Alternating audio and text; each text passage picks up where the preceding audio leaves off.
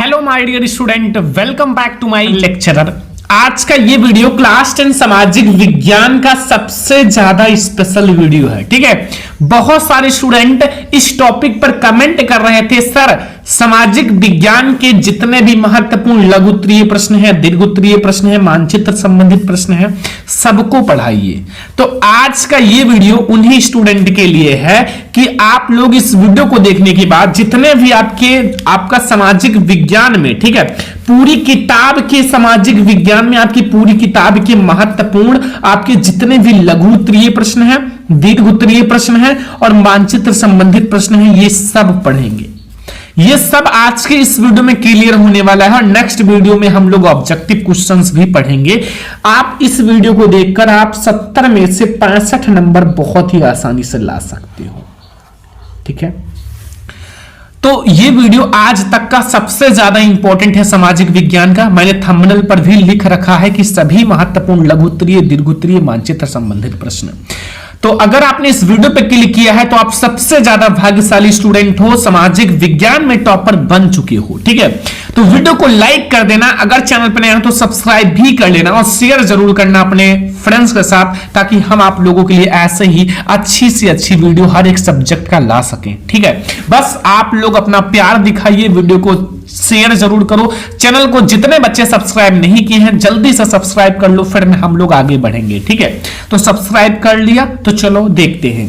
पहला प्रश्न देखो, हमने हर एक चैप्टर से ले रखा है। पहला हमारा यूरोप में राष्ट्रवाद का उदय चैप्टर से है कि जो नेपोलियन था, नेपोलियन द्वारा जो किए गए हमारा सुधारों का वर्णन कीजिए। जो नेपोलियन था उसके द्वारा हमारे जो किए गए सुधार है ना, जो नेपोलियन बोनापार्ट थे उनके द्वारा बहुत सारे सुधार किए गए थे। शिक्षा संबंधी सुधार, जाति संबंधी सुधार, ठीक है, बहुत सारे धर्म संबंधी सुधार, बहुत सारे सुधार किए गए थे नेपोलियन के द्वारा। तो उनके द्वारा जो किए गए सुधार है उसका वर्णन कीजिए। एक बात याद रखना, जो लघु उत्तरीय प्रश्न होते हैं और दीर्घ उत्तरीय प्रश्न होते हैं लगभग एक ही जैसे होते हैं। ठीक है, तो इसको मैंने अलग अलग नहीं किया है, सारे एक में ही है।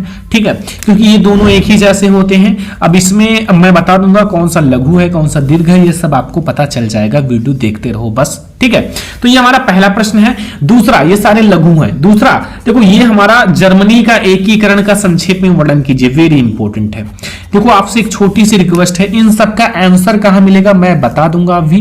पहले आप लोग ये सारा क्वेश्चन अपने माइंड में सेट कर लो। ये सारा क्वेश्चन आपको पढ़ना है। अगर आपको सामाजिक विज्ञान में 95% स्कोर करना है तो ये सारा क्वेश्चन पढ़ना है और ये सारे क्वेश्चंस आपको पढ़ के जाना है। बहुत सारे क्वेश्चंस हैं इस वीडियो में, आप पूरा क्वेश्चन का बारिश होने वाला है। पूरे लघु, दीर्घ और हमारे मानचित्र सारे प्रश्न एक ही वीडियो में आ रहे हैं। तो आप लोग कॉपी पेन लेकर बैठो, नोट बनाओ और नोट में आप ये सारा क्वेश्चन नोट करो और इन सबको आपको पढ़ के जाना है। ठीक है, बस आप लोग अपना एक नोट्स बना लो। अगला क्वेश्चन, तीसरा, मारियोन तथा जर्मेनिया कौन था और उसका महत्व क्या था। ये सारा क्वेश्चन बहुत ज्यादा इंपॉर्टेंट है, अभी पहला ही चैप्टर से है। ठीक है, तो ये हमारा लघु है ये भी। तो ये हमारा मारियोन तथा जर्मेनिया कौन था, बहुत ही ज्यादा इंपॉर्टेंट क्वेश्चन है। आपसे रिक्वेस्ट है कि इसको जरूर तैयार कर लेना। सारा मैं इंपॉर्टेंट ही इस वीडियो में बता रहा हूं, तो आपसे यही रिक्वेस्ट करेंगे कि जितने क्वेश्चन आप देख रहे हो उसको जल्दी से जल्दी तैयार करो। देखो मत, इन सबको आप नोट करो और इन सबको आप स्टेप बाय स्टेप तैयार करो। चौथा क्वेश्चन है, फ्रांस की क्रांति जो है उसका प्रमुख कारण क्या था, विवेचना कीजिए। वेरी इंपॉर्टेंट है, लॉन्ग क्वेश्चन है बच्चा। लॉन्ग क्वेश्चंस में आते हैं ये कि हमारा जो फ्रांस की क्रांति है उसके जो कारण थे उसको आपको बताना है और उसकी विवेचना करनी है। ठीक है, ये सारे लघु, दीर्घ सारे कंप्लीट करो, मानचित्र संबंधित प्रश्न सारा कंप्लीट करो। इस वीडियो को देखो, शेयर करो फटाफट से, चैनल को सब्सक्राइब करो और ऑब्जेक्टिव क्वेश्चन की अलग से वीडियो आएगी। इन सब का आंसर कहां मिलेगा वो भी मैं आपको बताऊंगा, बस आप लोग अच्छे से देखते रहो। क्वेश्चन नंबर 5 है, इटली का एकीकरण का संक्षेप में वर्णन कीजिए। इटली का एकीकरण बहुत ज्यादा इंपॉर्टेंट है। जर्मनी का एकीकरण और इटली का एकीकरण, ये दोनों जो पहले चैप्टर में है, यूरोप में राष्ट्रवाद का उदय, इससे बहुत ज्यादा इंपॉर्टेंट क्वेश्चन है। ठीक है, तो ये बहुत ज्यादा इंपॉर्टेंट है। तो ये सारा आप जल्दी से तैयार कर लो। 5 क्वेश्चन हो चुके हैं। 6 नंबर क्वेश्चन है, भारत में जो रॉलेट एक्ट है क्या था और उसका विरोध तथा परिणाम क्या हुआ। ठीक है, भारत में जो रॉलेट एक्ट है वो क्या था और इसका परिणाम विरोध सब कुछ बताना है, दूसरे चैप्टर से है। सबसे पहले जितना क्वेश्चन मैं बताऊं आप उसमें से बताओ आपको कितना क्वेश्चन का आंसर पता था, ताकि हमें पता चल सके आपकी पढ़ाई कैसे चल रही है। इतने दिन से हम पढ़ा रहे हैं, तो जितना मैं क्वेश्चन इस वीडियो में बताऊंगा लास्ट तक देखना, और आप लोग जितना मान लो आपके जितने भी क्वेश्चन मैं इस वीडियो में बताऊं वो आप लोग कमेंट करना कि आप इतने में से कितना क्वेश्चन कर पाते हो, ठीक है। वो आप लोग लास्ट में कमेंट जरूर कर देना, ताकि हम आप लोगों के लिए इसका सॉल्यूशन जल्दी से बता सकें और आप लोगों के लिए अभी पता चलेगा। ये हमारा क्वेश्चन नंबर 6 है, रॉलेट एक्ट, ठीक है। तो क्वेश्चन नंबर 7 देखें अब हम लोग। क्वेश्चन नंबर 7 देखो, यहां क्वेश्चन नंबर 7 है माय डियर स्टूडेंट कि सत्याग्रह के विचार का क्या मतलब है। देखो वेरी इंपॉर्टेंट है जो मैं बता रहा हूं भैया, वेरी इंपॉर्टेंट है। इसमें आपसे सत्याग्रह के विचार का मतलब पूछ रहा है। सत्याग्रह का मतलब होता है सत्य बोलना, सत्य की अहिंसा करना, सत्य की तरफ चलना, हमेशा सत्यवादी रहना, ठीक है। ये होता है सत्याग्रह का विचार का मतलब। तो ये बहुत ज्यादा इंपॉर्टेंट क्वेश्चन है। आप कमेंट बॉक्स में जरूर बताना आपको कौन कौन सा क्वेश्चन आता है, कौन कौन सा क्वेश्चन नहीं आता है। जब आप लोग हमारे साथ मेहनत करोगे, हम आप लोगों की तैयारी के लिए मेहनत करेंगे, तभी आगे जाएंगे, तभी हम लोग टॉपर बनेंगे, ठीक है। तो इसलिए हम हर एक सब्जेक्ट में जानना चाहते हैं आप कितना पढ़े हो कितना नहीं पढ़े हो, ठीक है। क्वेश्चन नंबर 8 है भैया कि गांधी जी का जो नमक यात्रा का वर्णन करो। बहुत ज्यादा इंपॉर्टेंट है, ये सारे क्वेश्चन बहुत ही ज्यादा इंपॉर्टेंट है। जो गांधी जी थे, गांधी जी का जो नमक यात्रा आंदोलन था उसका वर्णन करना है अच्छे से, ठीक है। 9 नंबर क्वेश्चन है महात्मा गांधी द्वारा चलाए गए असहयोग आंदोलन का क्या अर्थ है। जो महात्मा गांधी जी द्वारा, सारे ये लॉन्ग क्वेश्चन है, ठीक है। महात्मा गांधी जी द्वारा जो चलाए गए असहयोग आंदोलन का क्या अर्थ है। आपको बहुत ज्यादा इंपॉर्टेंट क्वेश्चन है, आपको बुक में भी मिल जाएगा, हर एक गाइड में भी मिल जाएगा अगर आप देखोगे तो, ठीक है। हर एक जगह मिल जाएगा, क्योंकि वो क्वेश्चन है जो बिल्कुल 3 स्टार वाले प्रश्न है। 3 स्टार वाले प्रश्न है, आपको बोर्ड एग्जाम में देखने को मिलेगा। आप पेपर देकर आओगे और कमेंट करोगे सर जो बताया था वही आया, पूरा लघु उत्तरीय वही, पूरा दीर्घ उत्तरीय और वही मानचित्र संबंधित प्रश्न आ गए। तो आप लोग देरी मत करो, इन सारे को नोट करो, तैयार करो, और हम आप लोगों को तैयार करा देंगे। ये सारे क्वेश्चन टेंशन मत लेना, पहले आप समझ लो कि हमें कौन कौन से क्वेश्चन बोर्ड एग्जाम के लिए तैयार करना है, क्योंकि पहले हमें पता चल जाए कि हमें कौन कौन सा क्वेश्चन पढ़ना है, ठीक है। 1919 की महामंडी का भारत पर क्या प्रभाव पड़ा। जो 1919 की महामंडी हुई थी उसका भारत पर क्या प्रभाव पड़ा था, बहुत ज्यादा इंपॉर्टेंट है। महामंडी जो है तीसरा चैप्टर से, उसका बहुत ज्यादा इंपॉर्टेंट है, ठीक है, इतिहास का।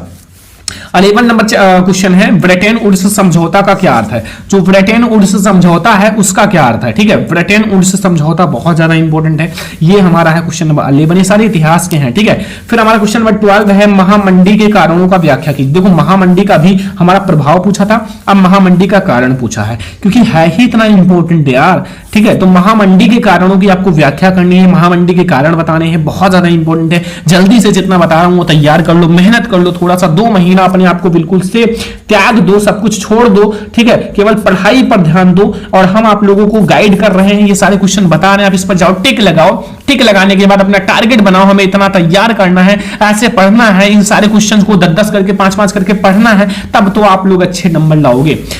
13 नंबर क्वेश्चन है प्रथम विश्व युद्ध के विश्व पर पड़ने वाले प्रभाव का वर्णन करो। जो प्रथम विश्व युद्ध था उसका विश्व पर क्या प्रभाव पड़ा, विश्व के पर प्रभाव, जो विश्व युद्ध के विश्व पर पड़ने वाले प्रभाव का वर्णन करो। और यहाँ 14 नंबर क्वेश्चन है 19वीं शताब्दी में जो अंतरराष्ट्रीय अर्थशास्त्रियों द्वारा बताए गए 3 प्रकार के प्रभावों का उल्लेख करो। बहुत ज्यादा इंपॉर्टेंट ये क्वेश्चन है, बहुत ही ज्यादा इंपॉर्टेंट लॉन्ग क्वेश्चन है भाई, कि 19वीं शताब्दी में जो अंतरराष्ट्रीय अर्थशास्त्रियों द्वारा बताए गए 3 प्रकार के प्रभावों का व्याख्या करना है, ठीक है। अगला क्वेश्चन देखो मुद्रण एवं संस्कृति चैप्टर से है कि मुद्रण संस्कृति ने भारत में राष्ट्रवाद के विकास में क्या मदद की, ठीक है। मुद्रण संस्कृति ने जो भारत है, भारत में राष्ट्रवाद के विकास में क्या मदद की।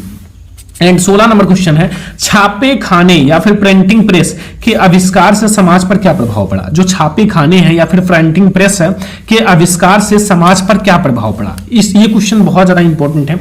फिर हमारा यहां से भूगोल स्टार्ट होता है, ठीक है। यहां से हमारा भूगोल के क्वेश्चन स्टार्ट होंगे। सबसे पहले संसाधन एवं विकास चैप्टर से, ठीक है। भूगोल अभी तक इतिहास चल रहा था, अब हमारे भूगोल स्टार्ट हो गए, ठीक है। तो ये सारा क्वेश्चन आप तैयार करो, अभी आप बैठ जाओ, नोट करो, इन सारे क्वेश्चन का आंसर आप ढूंढो, सर्च करो, और ढूंढोगे तो मिल जाएगा। आपने सुना होगा कि अगर हम अच्छे से जी जान लगा के कुछ ढूंढते हैं तो वो मिल जाता है, ठीक है। देखो 17 नंबर क्वेश्चन है भूमि के निम्नीकरण का क्या अर्थ है। भूमि के निम्नीकरण का क्या अर्थ है, कारण क्या है। मतलब भूमि निम्नीकरण का आपको अच्छे से अर्थ समझाना है, क्या है भूमि निम्नीकरण, उसका कारण भी बताना है। ठीक है, तो आप लोग ये बहुत ही अच्छे से समझना। अगर आपको भी भैया सामाजिक विज्ञान में 95 स्कोर करना है, सामाजिक विज्ञान में आपका भी सपना है भाई हमें 95 लाना है, तो सामाजिक विज्ञान बहुत ही आसान है।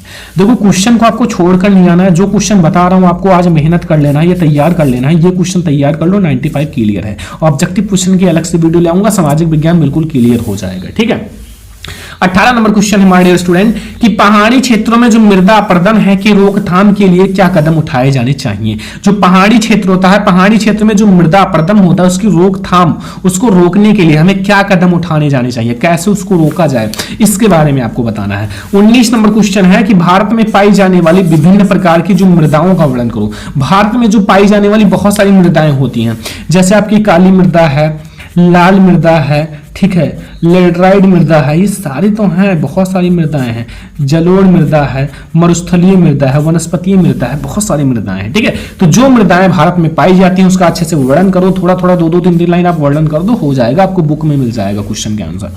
अगला 20 नंबर क्वेश्चन है भू संसाधन से आप क्या समझते हो, या फिर भू संसाधन का क्या तात्पर्य है। भारत के भूभागों में आवश्यक परिवर्तनों का 4 उपाय समझाइए।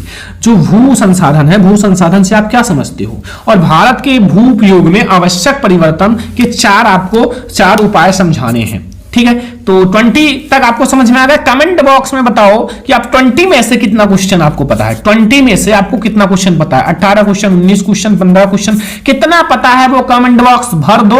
आज कमेंट बॉक्स भर जाना चाहिए, और आप लोग इस वीडियो को लाइक इतना ज्यादा कर दो कि हम ऐसे ही हर एक सब्जेक्ट का वीडियो बनाने के लिए बेताब हो जाए। ठीक है, अगला क्वेश्चन आओ, 21 नंबर क्वेश्चन, जैव विविधता क्या है, मानव जीवन में इसकी क्या महत्व है, वर्णन करो।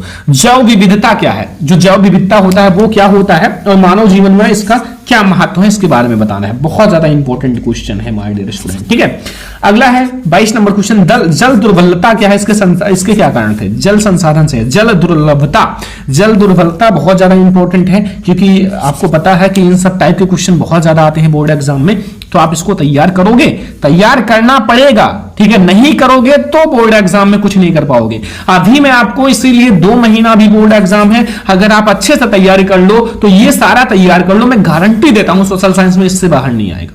ठीक है, पूरा लघु है, पूरा दीर्घ उत्तरीय, पूरा मानचित्र संबंधित प्रश्न। अब क्या बचा, कुछ नहीं, ऑब्जेक्टिव क्वेश्चन बचा, उसका भी वीडियो मैं अलग से आप लोगों के लिए तैयार कर रहा हूं। ठीक है, 23 नंबर क्वेश्चन है, बहुउद्देशीय नदी घाटी परियोजना के लाभ तथा हानि समझाइए। जो बहुउद्देशीय नदी घाटी परियोजना है उसके आपको लाभ भी बताना है, हानि भी बताने हैं। ठीक है, ये भी बहुत ज्यादा इंपॉर्टेंट क्वेश्चन है।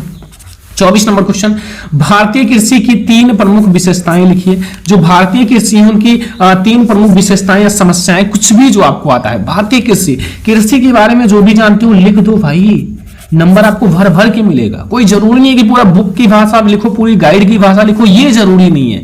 आपको आता है कृषि के बारे में, वो लिखते चले जाओ, कॉपी छोड़कर मत आओ, शादी लिख कर आओ भाई, उससे रिलेटेड लिख कर आओ। एग्जामिनर आपको नंबर देगा, वो खुद देगा, क्योंकि आपने कुछ लिखा है और उसी से रिलेटेड लिखा है, तो काट नहीं सकता। सामाजिक विज्ञान में आप बना बना कर जितना लिख सकते हो लिख दो, आपको भर भर के नंबर मिलेगा। ये मैथ और इंग्लिश नहीं है, सामाजिक विज्ञान है। 25 नंबर, चावल या फिर धान की खेती के लिए उपयुक्त भौगोलिक परिस्थितियों का वर्णन करो। जो चावल होता है या धान की खेती के लिए जो उपयुक्त भौगोलिक परिस्थितियों का वर्णन करना है, बहुत ज्यादा इंपॉर्टेंट है। 26 नंबर क्वेश्चन है, भारतीय कृषि की 3 समस्याएं। देखो समस्याएं बहुत ज्यादा है भारतीय कृषि की, समय पर पानी नहीं मिलता, खाद नहीं मिलता, भूमि बंजर हो जाती है, ऐसे बहुत सारी समस्याएं हैं। भारतीय कृषि की बस 3 समस्याओं का वर्णन करना है, 3 समस्याएं बस, बहुत है। ठीक है, आप बना बनाकर इतना लिख दो कि एग्जामिनर भी सोचे बच्चा कितना पढ़ा है, टॉपर है। ठीक है, आप लिखो, समस्याएं आप लिख सकते हो, कुछ नहीं है। अगला देखो, हमें खनिज के संरक्षण क्यों आवश्यक। खनिज संरक्षण नहीं करोगे खनिज खत्म हो जाएगा, कहां से आएगा। खनिज संरक्षण, जल संरक्षण, मृदा संरक्षण सब उपयोगी है। वायु संरक्षण भी आवश्यक है, प्रदूषण जैसे फैल रहा है उसका भी संरक्षण आवश्यक है, उसको रोको। ठीक है। तो हर एक चीज का संरक्षण करना है, क्योंकि अगर कोई भी चीज का आप बहुत ज्यादा इस्तेमाल करोगे, उसको अंधाधुंध उपयोग करोगे तो खत्म हो जाएगा। आगे आपको ही प्रॉब्लम होगा, आपको नहीं होगा, आपके आने वाले आगे कुल का प्रॉब्लम होगा, आपके बच्चों को प्रॉब्लम होगा, बच्चों को नहीं होगा तो उनके बच्चों को, मतलब होगा, आगे चलकर होगा। ठीक है। जल, जैसे जल हमारा धीरे धीरे खत्म हो रहा है, अब आपको भले ही आप तो हो सकता है तब तक ऊपर निकल जाओ, लेकिन हो सकता है कि आगे वाले को प्रॉब्लम हो। ठीक है। तो इसलिए जल का भी संरक्षण उपयोगी है। 28 नंबर क्वेश्चन, ऊर्जा के गैर परंपरागत स्रोतों का विस्तार पूर्वक वर्णन करो। जो ऊर्जा है, ऊर्जा के गैर परंपरागत स्रोत का आपको विस्तार पूर्वक अच्छे से वर्णन करना है। ठीक है। तो 28 नंबर क्वेश्चन तक समझ में आ गया, बहुत अच्छे से, कोई दिक्कत कोई प्रॉब्लम नहीं होगा। अब 29 पर आ जाओ। भारत में सौर ऊर्जा का भविष्य उज्जवल है, क्यों? भारत में जो सौर ऊर्जा है, सौर ऊर्जा का भविष्य जो है वो उज्जवल है, बट क्यों भाई सौर ऊर्जा का भविष्य उज्जवल है? क्योंकि भाई पेट्रोल डीजल इतना महंगा है, सौर ऊर्जा ही काम आएगा, जो सूर्य का प्रकाश को आकर्षित करेगा, आपको फुल एनर्जी देगा। ठीक है। तो आवश्यक है। पर्यावरण प्रदूषण से आप क्या समझते हो? पर्यावरण को कैसे प्रदूषित करते हैं, कैसे प्रदूषित हो रहा है आपका पर्यावरण? पर्यावरण प्रदूषण, भाई निबंध आपने तैयार किया वही छाप दो, निबंध जो तैयार किया वही यहां छाप दो, कुछ अलग नहीं है। वायु प्रदूषण, जल प्रदूषण, ध्वनि प्रदूषण, सब कुछ यहीं लिख दो। रासायनिक प्रदूषण जो आपको आता है सब भर दो। ठीक है। नंबर भर भर के मिलेगा, कोई नहीं काट पाएगा। जब आपके सर हैं तो क्या दिक्कत है, ये सारा तैयार करो। इन सब का आंसर कहां मिलेगा बता दे कि ये सारे क्वेश्चन का मैं 10-10 करके, 15-15 करके, 20-20 करके सबका आंसर लाऊंगा। लेकिन इस वीडियो पे भैया 10,000 लाइक होना चाहिए। 10,000 लाइक हो जाने के बाद मैं इन सब को उससे पहले भी लाऊंगा, लेकिन आप यार शेयर करो, चैनल को सब्सक्राइब करो। 10,000 लाइक हो जाएगा तो फिर हम आप लोगों को ऐसी ऐसी ऐसी वीडियो लाएंगे कि आप लोग दंग हो जाओगे। ठीक है। इन सब का सॉल्यूशन एक साथ करा देंगे, लिखा जा रहा है सब कुछ। ठीक है। सड़क परिवहन के 3 गुण लिखना है, सड़क परिवहन की कोई 3 ऐसे गुण लिखना है। ठीक है। जो बहुत ज्यादा इंपॉर्टेंट, बहुत बार पढ़ा चुका हूं।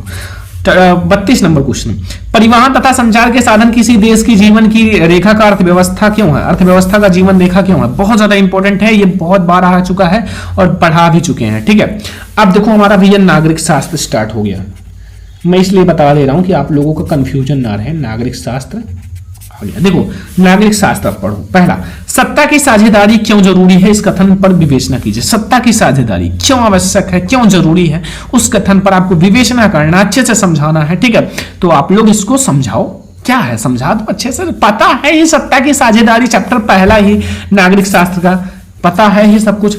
दूसरा 34 नंबर क्वेश्चन, भारत में केंद्र और राज्यों के बीच सत्ता के बंटवारे के किन्हीं 3 विशेषताओं का वर्णन करो। बहुत ज्यादा इंपॉर्टेंट क्वेश्चन है ये, बहुत ज्यादा, ये तो बहुत ही ज्यादा इंपॉर्टेंट है हमारे स्टूडेंट। अगर आपने तैयार कर लिया तो बहुत है। संघवाद क्या है, इनकी प्रमुख विशेषताएं। संघवाद को मैंने कितनी बार पढ़ा रखा है, इनकी विशेषताओं की भी पढ़ा रखा है। बस अगर आप हमारी वीडियो डेली देखते हो ना तो इसमें से बहुत सारे क्वेश्चन कंप्लीट होंगे। 36 नंबर क्वेश्चन है, भारत में संघीय व्यवस्था की प्रमुख विशेषताओं का वर्णन करो। भारत में जो संघीय व्यवस्था है उनकी जो प्रमुख विशेषताएं हैं उनका वर्णन करना है अच्छे से। ठीक है। बहुत ज्यादा इंपॉर्टेंट है। 37 नंबर क्वेश्चन है, भारत में जो जाति प्रथा है तथा राजनीति एवं समाज पर क्या प्रभाव पड़ता है। भारत में जो जाति प्रथा है, राजनीति एवं समाज पर, देखो जाति प्रथा का बहुत ही बुरा प्रभाव पड़ता है, राजनीति का भी पड़ता है, बट अच्छा है। ठीक है। अगला 38 नंबर क्वेश्चन है, भारत की विधायिकाओं में महिलाओं के प्रतिनिधित्व की स्थिति का वर्णन करो। क्या है महिलाओं की जो प्रतिनिधित्व की स्थिति क्या है भारत की विधायिकाओं में। ठीक है। अब तो सही है, पहले तो बहुत बेकार था। 39 नंबर क्वेश्चन, बताइए कि भारत में किस तरह अभी भी जातिगत असमानताएं हैं। ये सब आप बता सकते हो। जातिगत असमानताएं अभी भी आप देख रहे हो हर एक कास्ट में है। ठीक है। तो सबको मिलजुल कर रहना चाहिए। क्या है, एक दिन चला जाना है, बट कुछ ऐसा करो ना, अगर आप पढ़ के टॉपर बन गए आपका नाम हमेशा कहीं ना कहीं दर्ज हो जाएगा। ये बच्चा इतिहास रच दिया। ठीक है। तो आपको कुछ ऐसा करना है कि आपका नाम रहे, आपके नाम का लोग एग्जाम्पल दें। तो मेहनत अभी कर लो, आपका एग्जाम्पल बन जाएगा। 40 नंबर क्वेश्चन, लोकतंत्र में राजनीतिक दलों की विभिन्न भूमिकाओं का वर्णन करो। जो लोकतंत्र है, लोकतंत्र में जो राजनीतिक दल है उनकी विभिन्न भूमिकाओं का वर्णन करना है। 42 नंबर क्वेश्चन है, लोकतंत्र किस प्रकार उत्तरदायी, जिम्मेवार और वैध सरकार का गठन करता है। ये भी बहुत ज्यादा इंपॉर्टेंट है। जो लोकतंत्र है वो किस प्रकार उत्तरदायी, जिम्मेवार और वैध सरकार का गठन करता है। अब हमारे भैया अर्थशास्त्र के क्वेश्चन आ गए, अर्थशास्त्र के। ठीक है। 42 नंबर से, धार्यता का विषय किस प्रकार विकास के लिए महत्वपूर्ण है। विकास चैप्टर, पहला ही विकास चैप्टर है ना, विकास। तो देखो धार्यता का विषय जो है विकास के लिए महत्वपूर्ण है, बट कैसे, हाउ, कैसे, ये आपको बताना है। ठीक है। सभी को पता होगा। अगला देखो 43 नंबर क्वेश्चन, विकास मापने का यूएनडीपी का मापदंड किन पहलुओं से अलग है? जो विकास मापने का जो यूएनडीपी मापदंड है वो किन पहलुओं से अलग है, ये आपको बताना है। बहुत ज्यादा इंपॉर्टेंट क्वेश्चन है। 44 नंबर क्वेश्चन है, प्रच्छन्न बेरोजगारी से आप क्या समझते हो? प्रच्छन्न का मतलब होता है गुप्त बेरोजगारी, जिसमें काम है 5 लोगों का, कर 8 लोग रहे हैं, मुनाफा हमें 5 ही लोगों के बराबर हो रहा है, तो 3 लोग फालतू में भिड़े हैं, दिखावा कर रहे हैं। ठीक है, तो ये हमारा है हमारे स्टूडेंट प्रच्छन्न बेरोजगारी। ठीक है, 45 नंबर क्वेश्चन है, मागारागा 2005 के उद्देश्य की व्याख्या कीजिए। इसका फुल फॉर्म क्या होता है शायद देख लेना, बहुत ही छोटा सा है क्वेश्चन, बहुत आसान है, देख लेना। ये बहुत ज्यादा इंपॉर्टेंट क्वेश्चन है, इससे तो बहुत सारे ऑब्जेक्टिव भी बनते हैं, लघु उत्तरीय क्वेश्चन है, लॉन्ग भी बन सकता है इससे, कि आर्थिक क्रियाओं से आप क्या समझती हो और प्रकार का वर्णन करो। जैसे हमारा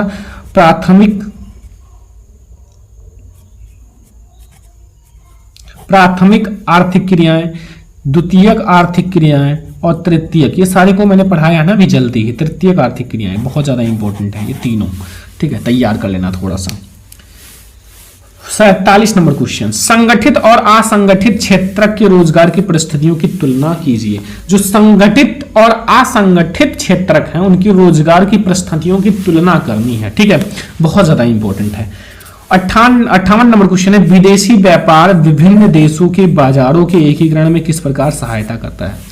विदेशी व्यापार जो है वो विभिन्न देशों के बाजार में एकीकरण में किस प्रकार से सहायता करता है, इसके बारे में आपको बताना है। 49 नंबर क्वेश्चन है, वैश्वीकरण किसे कहते हैं और वैश्वीकरण को संभव बनाने के कारक बताइए। वैश्वीकरण आपका क्या होता है और वैश्वीकरण को संभव बनाने वाले कारक भी बताने हैं।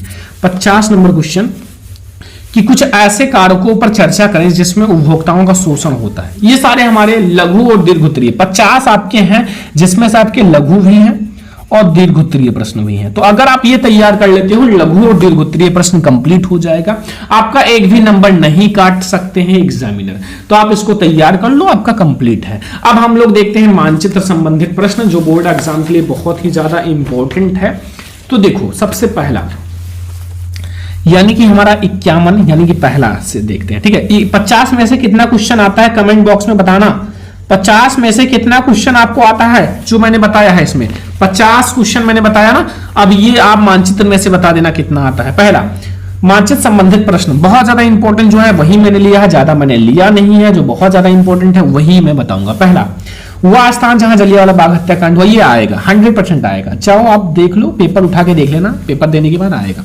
सभी को पता है या बता दें? पता है ना, अमृतसर में हुआ था। देखो मैं सारे का बताऊंगा नहीं, अब मैं बताऊंगा नहीं क्योंकि आप लोग कमेंट बॉक्स में बताना। ठीक है, अभी मैं इसका सोल्यूशन अलग से प्रोवाइड करा दूंगा। अभी मैं आपको ये बताना चाहता हूं कि आपको कौन कौन सा क्वेश्चन तैयार करना है, कैसे तैयार करना है, क्या करना है, सब कुछ। दूसरा, वह स्थान जहां से गांधी जी ने नमक बनाना प्रारंभ किया, दूसरा बहुत ज्यादा इंपॉर्टेंट क्वेश्चन है, मानचित्र संबंधित प्रश्न। तीसरा है, वह स्थान जहां नील की खेती करने वाले किसानों ने आंदोलन किया, वह स्थान जहां जो नील की खेती करने वाले किसान तो थे वो आंदोलन किए थे। बहुत ज्यादा इंपॉर्टेंट है, जो इंपॉर्टेंट है वही मैं आप लोगों को बता रहा हूं। ठीक है, तो इसे कंप्लीट कर लो। अगला जो हमारा मानचित्र संबंधित प्रश्न है 4, वह स्थान जहां सूती मिल श्रमिकों ने सत्याग्रह किया, यह भी बहुत ही ज्यादा इंपॉर्टेंट क्वेश्चन है। क्वेश्चन नंबर 4, जल्दी से ये सब तैयार करो, फिर आप लोग कमेंट बॉक्स में बताओ आपको कितना आता है। अब देखो, जो नहीं आता है मैंने आपको बता दिया कि उसका एक वीडियो लाऊंगा, बस आप लोग जल्दी से लाइक करो, शेयर करो, एक वीडियो लाऊंगा, सारा कुछ खत्म करा दूंगा। बस इन सब का आंसर मैं 1-2 दिन में लिख कर आप लोगों के लिए वीडियो लाऊंगा और आप लोग ये सारा एक ही वीडियो में खत्म कर दोगे। ठीक है, देखो हम आप लोगों के लिए मेहनत करने के लिए तैयार हैं, बस आप लोग हमारे साथ जुड़ जाओ और आप लोग जैसा बता रहे हैं वैसे तैयारी करो, आप लोग बहुत अच्छे मार्क्स लाओगे। नो टेंशन, आपको कुछ नहीं आता, ये क्वेश्चन तैयार करो, सब कुछ आ जाएगा। ठीक है, 5वां है वह स्थान जहां दिसंबर 1920 में भारतीय राष्ट्रीय कांग्रेस का अधिवेशन हुआ। फिर 6वां है वह स्थान जहां चंद्रशेखर आजाद शहीद हुए, इलाहाबाद में हुए थे। वह स्थान जहां मुस्लिम विश्वविद्यालय स्थित है वो है अलीगढ़। ठीक है, बस हो गया। तो देखो मानचित्र ये 7 क्वेश्चन तैयार करो, 5 नंबर क्लियर है और जो 5 नंबर का आता है उसका मैं अलग से बता दूंगा। ठीक है, बस। तो इस वीडियो को सारे स्टूडेंट ज्यादा से ज्यादा शेयर करना, क्योंकि ये वीडियो सबसे ज्यादा इंपॉर्टेंट है। अगर ऐसे ही आपको मैथ का, साइंस का, सबका चाहिए तो आप लोग कमेंट कर दो, हम आप लोगों के लिए जरूर लाएंगे, क्योंकि आप लोगों का एक कमेंट हमें बहुत ज्यादा मोटिवेट करता है कुछ करने के लिए, कुछ अच्छा करने के लिए, कुछ बेहतरीन वीडियो लाने के लिए। ठीक है, तो आप लोग कमेंट बॉक्स में भर दो सर ऐसे ही मुझे मैथ का भी चाहिए, साइंस का भी चाहिए, तो हम आप लोगों के लिए जल्दी से उसका प्रोवाइड करा देंगे। लेकिन इस वीडियो को ज्यादा से ज्यादा लाइक करना, शेयर करना, चैनल पे ना सब्सक्राइब कर लेना। और देखो लगभग 60 क्वेश्चन है, 60 क्वेश्चन में से आपको कितना क्वेश्चन आता है वो कमेंट बॉक्स में बता देना। 60 में से अगर आपको 45 आता है तो बहुत अच्छा है, 50 आता है तो और भी अच्छा है। अगर आपको 45 से ऊपर आना चाहिए, ठीक है, तब तो अच्छा है, वरना आपकी तैयारी गड़बड़ चल रही है, ठीक है। तो ये है सामाजिक विज्ञान में 95 ला सकते हो, एक ऑब्जेक्टिव क्वेश्चन की वीडियो ले आऊंगा बस। तो इस वीडियो को ज्यादा से ज्यादा लाइक करना, शेयर करना, चैनल पर सब्सक्राइब कर लेना, और आप लोग इन सबको नोट कर लेना। मैंने आपको दिखाई दिया, सारा नोट बना लेना। नोट बना लोगे तो आपको बहुत ज्यादा हेल्प मिलेगा बोर्ड एग्जाम में अच्छे मार्क्स लाने के लिए। तो चलो फिर मिलते हैं हम लोग किसी और नेक्स्ट इंपॉर्टेंट वीडियो में, तब तक के लिए जय हिंद, वंदे मातरम।